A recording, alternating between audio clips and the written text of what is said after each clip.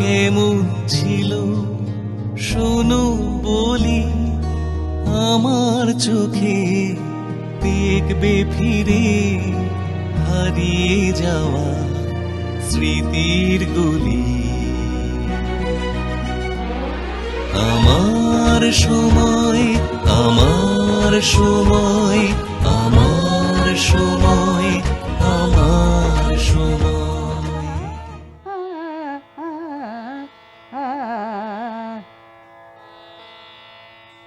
एरी सुंदर घर आवरी अत सुख पावो। হেমন্ত ঋতুর কন্যা তিনি, সেজন্যেই নাম রাখা হয়েছিল হৈমন্তী। গানে গানে জীবনের 7.5টি দশক পার করে ফেলেছেন। সে গান আজও তাঁর নিত্য সঙ্গী। দীর্ঘ এ সঙ্গীত জীবনের স্মৃতির ঝাঁপিটিও এত বৈচিত্র্যময়, কথায় কথায় বেরিয়ে আসে সেই স্বর্ণালী যুগটা। আধুনিক গান থেকে শাস্ত্রীয় সঙ্গীত, নানা ঘরানাতেই তাঁর অনায়াস যাতায়াত। কাজও করেছেন বিভিন্ন ঘরানার কিংবদন্তি সুরকারদের সঙ্গে। এহেন সঙ্গীতময় যাত্রাটি অবশ্য শুরু হয়েছিল ছোটবেলাতেই। নেপথ্যে ছিলেন বাবা সঙ্গীত শিল্পী হরিহর শুক্লা। আসলে আমাদের বাড়িতে সবসময় গান বাজনা হতো, আর সবসময় বাবার ছাত্রছাত্রীরা গাইতেন। আমি খুব ছোট বয়স থেকে ওগুলো শুনতাম, আমার খুব আগ্রহ ছিল এবং আমি বললে কিছু গাইলে এটাকে সুরেই গাইতাম, বাবা পরে বলেছেন আমাকে। কিন্তু ওই যদি ছাত্রছাত্রীরা তারা বেশ বড়, তারা যদি কিছু ভুল গাইতো, আমি এবার গিয়ে বলতাম যে বাবা তো এইটা বলেনি, তোমরা এই রকম করো। এইরকম ছোটবেলা থেকেই একটা গানের প্রতি আমার ভীষণ আগ্রহ ছিল, সেটা বাবাও খেয়াল করতেন। সেই তখন থেকেই আমার শুরু হয়ে গেল আর কি গান শেখা। তা মা বললেন যে তুমি ওকে নিয়ে একটু বসো। বাবা অতটা খেয়াল করতেন না যে গাইছে, ওদের সঙ্গে গাক ঠিক আছে, কিন্তু পরবর্তীকালে ওইটাই তখন মেন হয়ে গেল আর কি।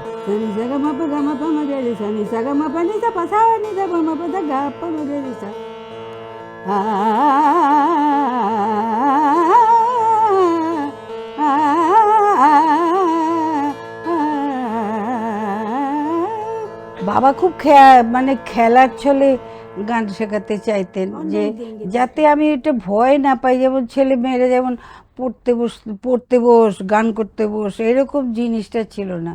যখন তখন বাবা গানের তালিম দিতেন। আর এখন তালিম বলছি, তখন বুঝতে পারিনি তো, বাবা ওর মধ্যেই আমাকে শিখিয়ে দিতেন সে কিভাবে কি করতে হবে না হবে। এবং বাবার একটা জিনিস ছিল আমার ভাই বোনেদের মধ্যে, বাবা সবসময় চাইতেন যে আমার মেয়ে এবং সে গান গাইবে। আমি তো ছোটবেলা থেকে পিওর ক্লাসিক্যালি গাইতাম, কিন্তু আমার বাবারও একটা ছিল যে সব রকম গান গাইবে, খেয়ালও গাইবে, ঠুমরি গাইবে, বাংলা গানও গাইবে, কীর্তন, বাউল, ভজন সব গাইবে।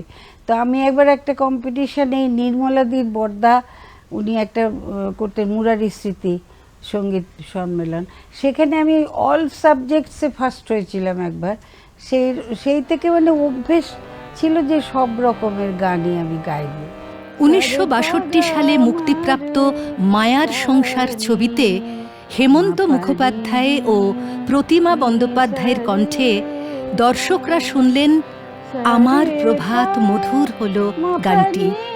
এ গানে গলা দিয়েছিলেন কিশোরী হৈমন্তীও। তার আগে থেকেই আকাশবাণীতেও গান গাওয়া শুরু করেছেন ইন্দিরা দেবীর জনপ্রিয় শিশুমহল অনুষ্ঠানে, পরে গল্পদাদুর আসরেও। অবশেষে 1972 সালে শৈলেন মুখোপাধ্যায়ের সুরে ও পুলক বন্দ্যোপাধ্যায়ের কথায় হিন্দুস্তান রেকর্ড কোম্পানি থেকে মুক্তি পেল তার প্রথম নিজস্ব গান এ তো কান্না নয় আমার।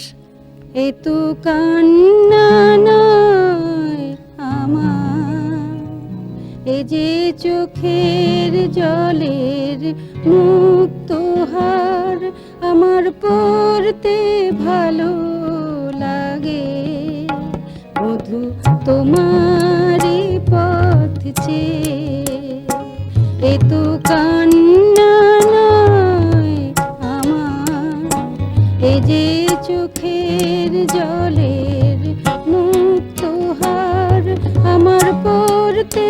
ভালো লাগে বধূ তোমার পথ চেয়ে। তার আগে তো একটা সিনেমাতে গান করেছিলাম, ওই আমার প্রভাত মধুর হলো মায়ার সংসারে, তখন থেকেই পুলকদার একটু খেয়াল ছিল। তারপর আমি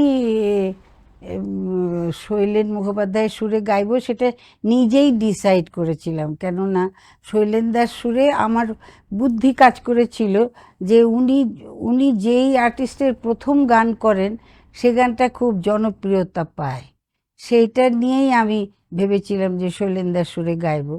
এবং শৈলেনদারও আগে পুলকদা আমাকে চিনতেন, পুলকদাই তখন বললেন যে ঠিক আছে আমিও যাব তোমার সঙ্গে।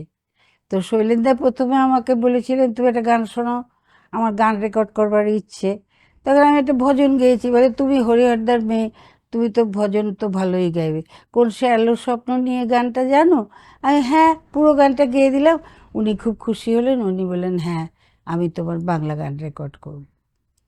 তারপরে আমার খুব ইচ্ছে ছিল হেমন্তদার সঙ্গে একটু যোগাযোগ হয়, তো শৈলেনদাই বললেন যে হেমন্তদার সঙ্গে আমি তোমাকে আলাপ করিয়ে দেবো। একটা ফাংশানে বর্ধমানে উনি আমাকে নিয়ে গেলেন গাইতে, সেখানে গিয়ে আমি গান গাইছি, এমন সময় হেমন্তদা ঢুকলেন। তো আমি আবার তখন বেছে বেছে ওই লতা মঙ্গেশকরের গাওয়া হেমন্তদার সুরে বাংলা গানগুলো, ছবিতে হোক বা যাই হোক, রবীন্দ্রসঙ্গীতটা, তবে ছবিতে ওই যে বাঘিনী ছবিতে অনেকগুলো গান ছিল, সেই গানগুলো আমি গাইতাম এবং ওখানে পরপর পরপর গাইছিলাম। তখন হেমন্তদা ঢুকেছিলেন আর কি। তো আমার সঙ্গে তখনই গান শোনার পরে আলাপ হলো। উনি আমার বাবাকে চিনতেন। তারপরে কথা হলো, তখন বললো, প্রথম আলাপেই বললেন একদিন আমার বাড়িতে চলে আয়, খুব মিষ্টি গলা, তোর সঙ্গে কথা বলে নেবো। তারপরে গিয়ে আবদার করলাম যে আমাকে খুব ভালোবেসে ডাকলেন। আমি বললাম দাদা আমার আপনার সুরে খুব গান গাইতে ইচ্ছে করে। তারপরে হেমন্তদা আর পুলকদা দুজনে মিলে বসে ওগো বৃষ্টি আমার চোখের পাতা ছুঁয়ো না ওই গান। ওগো বৃষ্টি আমার চোখের পাতা ছুঁয়ো না, ওগো বৃষ্টি আমার চোখের পাতা ছুঁয়ো না, আমার এত সাধের কান্নার দাগ ধুয়ো না, সে যেন এসে দেখে পথ চেয়ে তার কেমন করে কেঁদেছি, ওগো বৃষ্টি আমার চোখের পাতা ছুঁয়ো না। ভীষণ সুন্দর একটা সম্পর্ক ছিল, ঠিক বাবা মেয়ের মতনই। আমিও ওনাকে খুব ভালোবাসতাম, উনিও আমাকে খুব ভালোবাসতেন। এইটা নিয়ে আর যে যাই বলুক না কেন, আমি ওনাকে আমার বাবার জায়গাতেই বসিয়ে রেখেছিলাম।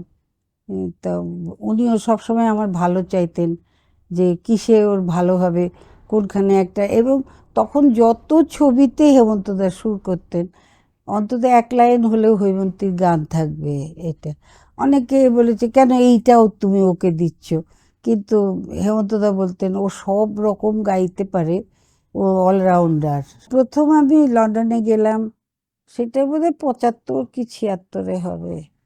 তো সেইটাও একটা দারুণ গল্প। ওই নিশীথ গাঙ্গুলি তিনি নিয়ে যেতেন হেমন্তদাকে প্রত্যেকবার। তো সেই বছরে বললেন যে একজন ফিমেল জুনিয়র আর্টিস্টকে আপনার সঙ্গে নিতে চাই, তো আপনি রানু আর হৈমন্তী কাকে পছন্দ করেন?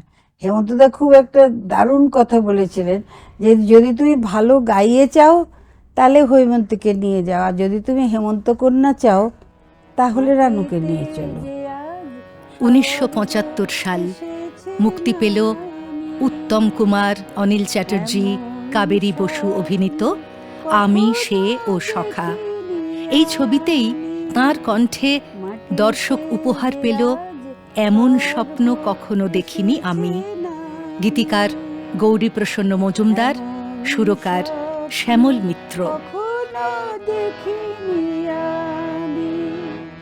এমন স্বপ্ন কখনো দেখিনি আমি, মাটিতে যে আজ স্বর্গ এসেছে নামে,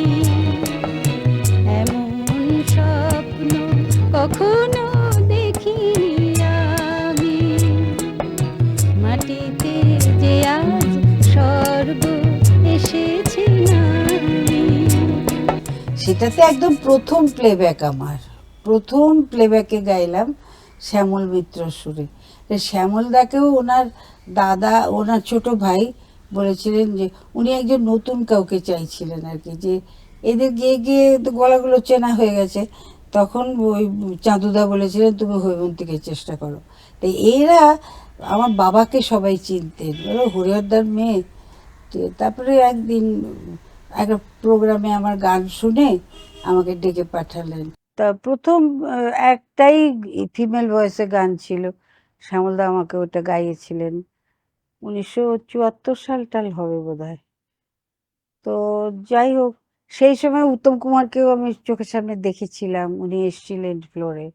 গানটা থামিয়ে দিয়েছিলাম আমি, চোখের সামনে ওনাকে দেখে আর থাকা যায় বলো তো?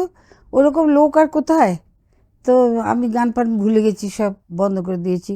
তার সবাই ছুটে এলেন যে কি হলো, শ্যামলদা, গৌরীদা সবাই মিলে। আমি বললাম যে ওনাকে চোখের সামনে দেখেছি, এখন আমি ওনাকে সামনে আনুন, আমি একটা প্রণাম করব, তারপরে গান গাইবো। তারপরে উনি এলেন, এসে বললেন খুব মিষ্টি গলা, আমি ওই পাশে অন্য ফ্লোরে যাচ্ছিলাম, তোমার গানটা শুনে চলে এলাম এখানে, তো খুব ভালো হচ্ছে গান। তারপর হৈমন্তীকে চাটা দাও, ঠিকঠাক এখন ঠিক আছে তো? যে হ্যাঁ দাদা ঠিক আছে। উত্তম কুমারকে নিয়ে আমার ওইরকম অনেক আছে। এবার শিল্পী সংসদের প্রোগ্রাম হতো যখন, উনি তো নিজে অর্গানাইজ করতেন, ও সকলকে দিয়ে করাতেন। কিন্তু একবার আমরা মালদায় গেছিলাম, আমার মনে আছে, উনি প্রত্যেকটা শিল্পীর ঘরে ঢুকে ঢুকে এই তোমাদের কোনো অসুবিধা হচ্ছে না তো, এই ঠিক আছে তো, চা পেয়েছো, এইগুলো জিজ্ঞেস করতেন। তারপরে আর একটা প্রোগ্রামে কাঁচরাপাড়ায় শিল্পী সংসদের প্রোগ্রাম, তখন আমি এত গান গাইছি এখানে ওখানে, দুটো প্রোগ্রাম কলকাতায় করে তারপরে আমি কাঁচরাপাড়ায় রওনা দিয়েছি। তখন দেখছি দূর থেকে আমার যে যিনি তবলা বাজাতেন পানুদা বললেন মনে হচ্ছে পিছনে একটা সাদা গাড়ি আর সামনে পুলিশের গাড়ি, নিশ্চয়ই উত্তম কুমার আসছেন। আমি যা উত্তম কুমার, উমা আমার গাড়ির সামনে এসে দাঁড়িয়ে গেলেন। দাঁড়িয়ে গিয়ে কাজটা করলে, ও হৈমন্তী তাড়াতাড়ি যাও, ওখানে উৎপলা গাইছে, আর কোনো আর্টিস্টই নেই, তুমি শিগগিরই যাও বলে চলে গেলেন। বিকেল হলে তোমায় মনে পড়ে, বিকেল হলে তোমায় মনে পড়ে, কত না স্মৃতি আসা যাওয়া করে, কত না স্মৃতি আসা যাওয়া করে, বিকেল হলে তোমায় মনে পড়ে। মান্নাদা আমার গান শুনে, মান্নাদা আবার একটু ছটফটের লোক ছিলেন তো, মানে যেটা ভালো লাগবে।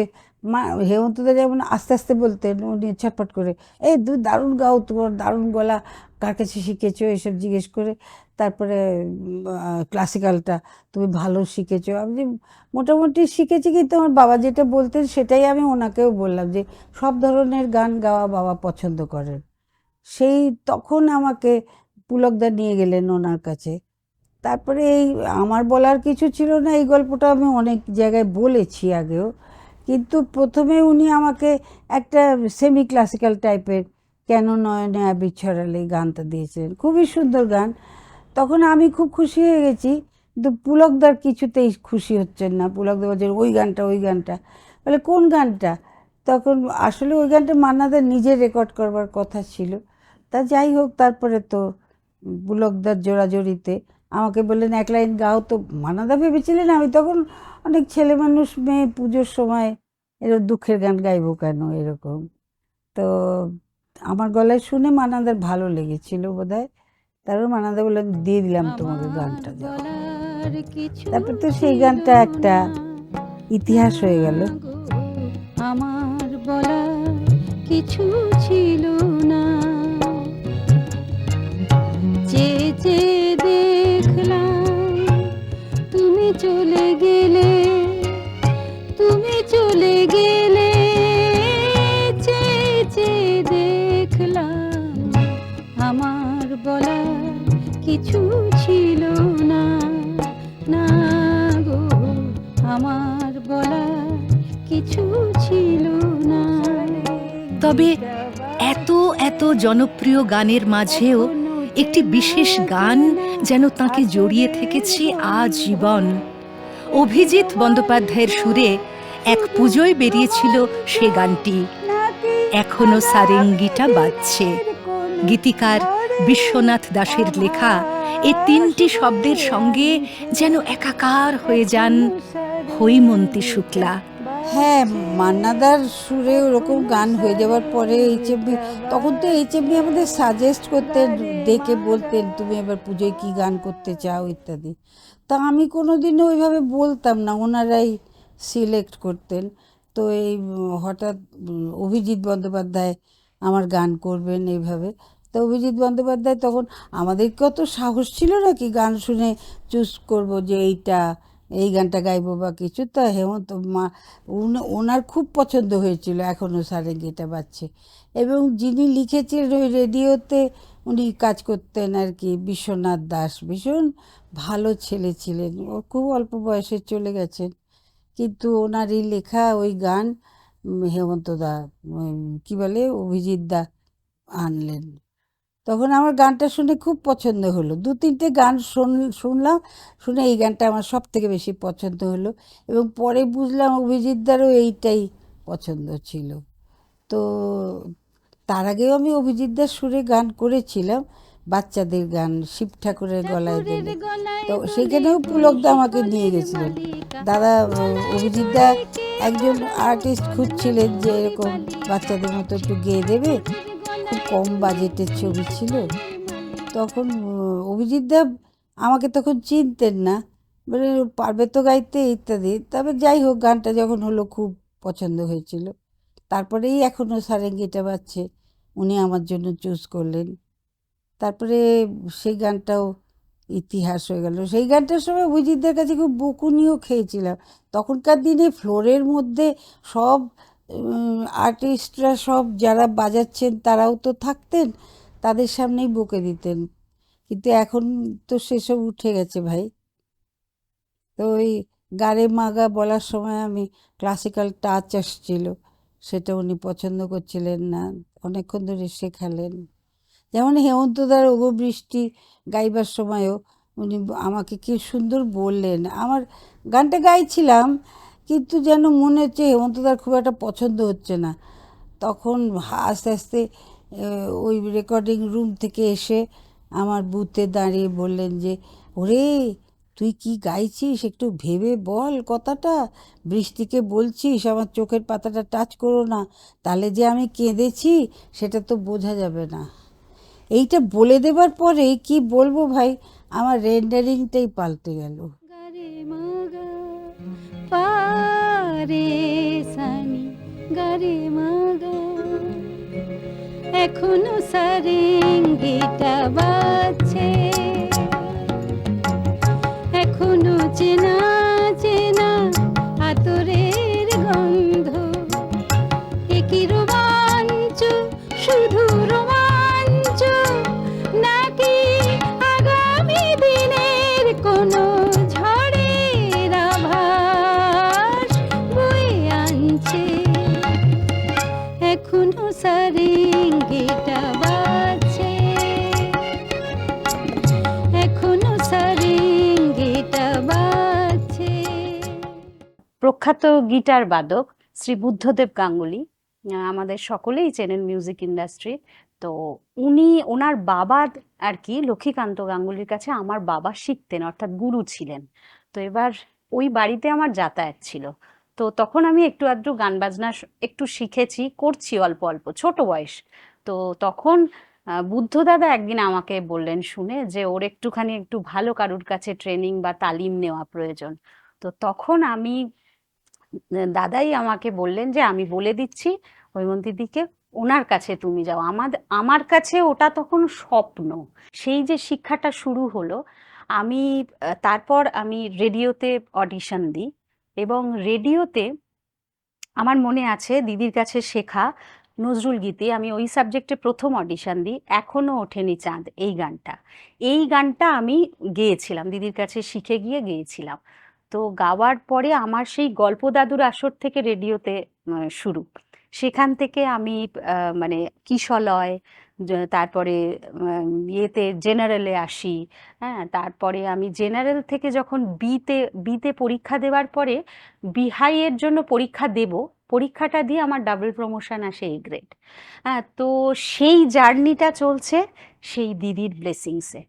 বর্ষা এসেছিল মেঘের ছায়ায়, কিছু ব্যথা নিয়ে বুকে তার, সে ব্যথা কি তার নাকি সে ছিল আমার, কিছু ধরা এই কিছু ধরা কিছু ধরা গেল, কিছু বুঝিয়া ধরা, বর্ষা এসেছিল মেঘের ছায়ায়। একটা প্রতিযোগিতায় আমি গিয়েছিলাম। তো সেই প্রতিযোগিতায় যখন আমি সুযোগ, মানে আমাদের তো একটা মানে বয়সের একটা সীমা সব কিছু দিতে হয়, খালি গলায় গান। তো আমি সিলেক্টেড হয়েছিলাম। তো 2006 থেকেই দিদির কাছে আমার প্রথম আসা। তো দিদিকে আমি কথাটা বলি, দিদি এরকম পরের দিনই আমার অডিশন, আমি কিভাবে কি তৈরি হব। তো আমার বেশ মনে আছে সেই দিনটি। দিদি খুব ব্যস্ততার দিন ছিল। দিদি আমাকে ডেকেছিলেন রাত্রি 9টার সময়। দিদি কয়েকটা গান আমাকে ঠিক করে দিয়েছিলেন এবং সেই গানগুলো গেয়ে আমি চান্সও পাই। এবং সবথেকে যেটা বড় পাওয়া, দিদি কিন্তু তার জন্য কোনো পারিশ্রমিক আমার থেকে নেননি। তো সেটা আমার কাছে অনেক বড় পাওয়া। এরকম একজন শিল্পী যার সান্নিধ্যে আমি আসতে পেরেছি, এবং আমি মনে করি যে এটা হয়তো আমার কাছে খুব বড় একটা পাওয়া, এবং অনেক হয়তো ভালো কিছু কাজ করেছি, সেই জন্য হয়তো দিদির সান্নিধ্য পেয়েছি। আর পজিটিভ যে কথাটা আমি বলছি না, দিদির কাছে কখনো কোনো নেগেটিভ জিনিস শুনিনি। আমরা হয়তো অনেক সময় এসেছি, বলেছি, আমাদের যেরকম হয়, দিদি এটা আমার হবে না, এই কিছুতেই করতে পারবো না, এই কাজটা হবে না গানের। তো দিদি সেটা 20 বার করিয়েছেন। আমার এখনও মনে আছে, এখনও সারেঙ্গিটা বাজছে, এখন ওটা আমার আজও হয়তো হয় না, কিন্তু সত্যি একেবারেই হতো না। তো সেইটা আমাকে বসিয়ে দিদি করিয়েছেন, এটা আমার কাছে অনেক বড় পাওয়া। মানবেন্দ্র মুখোপাধ্যায়, ধনঞ্জয় ভট্টাচার্য, সুমিত্রা সেন, পিন্টু ভট্টাচার্য স্বর্ণযুগের প্রায় সব শিল্পীদের সঙ্গেই হয় গান গেয়েছেন অথবা তাদের থেকে সাহায্য পেয়েছেন নানাভাবে।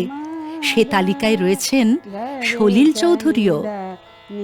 হ্যাঁ, সলিলদা আমাকে নিজের থেকে ডেকে পাঠিয়েছিলেন।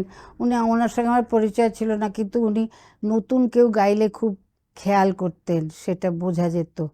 তো আমাকে ডেকে প্রথমে একটা পল্লীগীতি টাইপের একটা সিনেমায় গাওয়ালেন। তারপরে আমি বললাম যে দাদা আমি আপনার সুরে গান রেকর্ড করব। তখন উনি বললেন, তুই রবিশঙ্করের সুরে গান করেছিস, তুই তো ক্লাসিক্যাল। আমি কোনো ক্লাসিক্যাল না, আমি সব ধরনের গান গাইতে পছন্দ করি, আপনার স্টাইলের গান আমি গাইব। তখন উনি এইবার স্বপ্নের বন্ধন খুললাম, খুব সুন্দর একটা গান দিয়েছিলেন, ক্লাসিক্যাল টাইপের গানও ছিল তাতে, কিন্তু ওই গানটা খুব ভালো ছিল। আর মানে ভালো তো বটেই, কিন্তু খুব কঠিন। আমি শুনে ভড়কে গেলাম যে গাইবো কী করে এই গানটা। আমি হেমন্তদার কাছে ছুটে গেলাম, গিয়ে বললাম দাদা আমাকে এই গান দিয়েছে সলিলদার, আমার খুব ভয় লাগছে।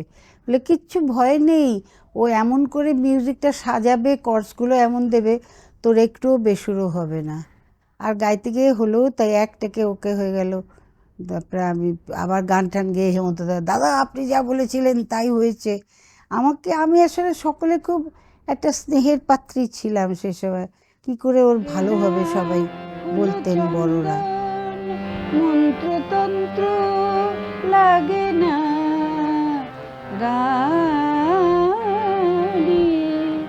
সর্বশ্রেষ্ঠ সাধনা গানে, সর্বশ্রেষ্ঠ সাধনা গানে, সর্বশ্রেষ্ঠ সাধনা।